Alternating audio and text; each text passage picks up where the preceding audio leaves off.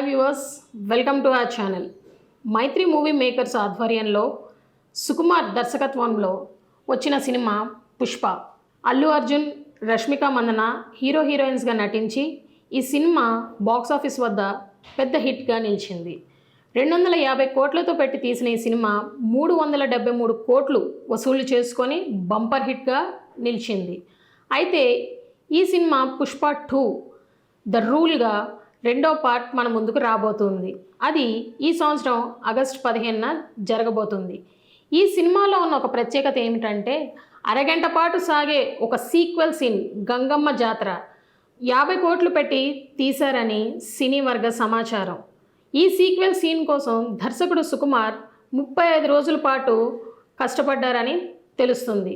ఈ సినిమాలో బన్నీ లుక్స్ ఫ్యాన్స్ని ఫిదా చేసేలా ఉన్నాయంటూ కూడా తెలుస్తుంది. అయితే వీటికి సంబంధించిన ఇంకెన్నో విషయాల కోసం ఫ్యాన్స్ ఎంతో ఆతృతగా ఎదురు చూస్తున్నారని తెలుస్తుంది. మా వీడియో మీకు నచ్చినట్లయితే please like, comment and subscribe to our channel.